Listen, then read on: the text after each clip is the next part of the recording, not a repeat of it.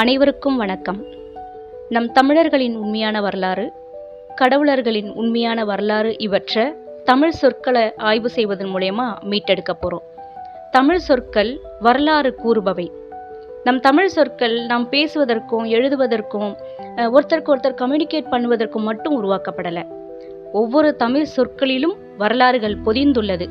இதை முதல்ல நமக்கு ஆய்ந்து சொன்னவர் தமிழ் சிந்தனையாளர் பேரவை 5ஆம் தமிழர் சங்கத்தின் நிறுவனர் முனைவர் ஆய்வறிஞர் திரு பாண்டியன் ஐயா அவர்கள்.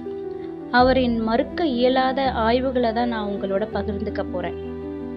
இன்னைக்கு நம்ம பார்க்க போறது இறைவன் யார். அதுக்கு முன்னாடி சிவனை பத்தி ஒரு சில விஷயங்களை நம்ம இங்க பார்க்கலாம். சிவன் வாழ்ந்த இடம் மலை. சிவன் காலத்துல விவசாயம் இல்லை. விவசாயம் எப்போ உருவாகுதுன்னா, மக்கள் மலைகளிலிருந்து கீழே இறங்கி காடுகளில் வாழ ஆரம்பித்ததுக்கு அப்புறமா தான் விவசாயம் தொடங்குது. அப்போ சிவன் காலத்துல விவசாயம் இல்லாததுனால மக்கள் அப்போ எடுத்துக்கொண்ட உணவு வேட்டையாடிய விலங்குகளும் மரங்களிலிருந்து கிடைக்கும் காய்கனிகளும் தான். சிவன் வேட்டையாடியவர் என்பதால தான் புலித்தோல் அவர் ஆடையா அணிஞ்சிருக்கிறாரு. சரி, வேட்டையாடுதல் என்பது ஒரு சாதாரண விஷயம் இல்லை.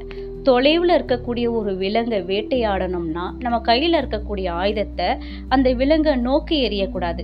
அந்த விலங்கு எந்த திசையை நோக்கி ஓடிக்கிட்டு இருக்கோ அந்த திசையில் சிறிது தூரம் தள்ளி நம்ம அந்த ஆயுதத்தை எரிஞ்சாதான் அந்த விலங்கு வந்தடையும் புள்ளியும் நம்ம எரிந்த ஆயுதம் சென்றடையும் புள்ளியும் ஒரே புள்ளியாக இருந்து அந்த விலங்கை நம்ம வேட்டையாட முடியும். ஒருவேளை நம்ம காலத்தை தவற விட்டோம்னா நம்ம வேட்டையாட வேண்டிய விலங்கையும் தவற விட்டுருவோம். அப்போ வேட்டையாடணும்னா கால கணக்கீடு என்பது மிகவும் இன்றியமையாதது. முதலில் காலத்தை கணிச்சு நம் உடன் இருந்த மக்களை வேட்டையாட பழக்கியவர் நம்ம ஆதி சித்தரான சிவன் தான். அதனாலதான் அவருக்கு கால பைரவர் அப்படிங்கிற பேரும் இருக்கு. கால பைரவர் எனும் சொல்ல நம்ம பின்வரும் விடயங்கள்ல பார்க்கலாம். இப்போ இறைவன் எனும் சொல்லாய்வுக்கு வருவோம். மான் புலிக்கு இரையானது போல, எலி பூனைக்கு இரையானது போல, சிவன் காலத்து மக்களுக்கு வேட்டையாடிய விலங்குகளே பிரதான இரையானது. ஆதி சித்தரான சிவன் உணவு தேவைக்காக காலத்தை கணித்து வேட்டையாடி மக்கள் இரையை பெற உதவி செய்ததால் அவர் இறைவன் எனப்பட்டார்.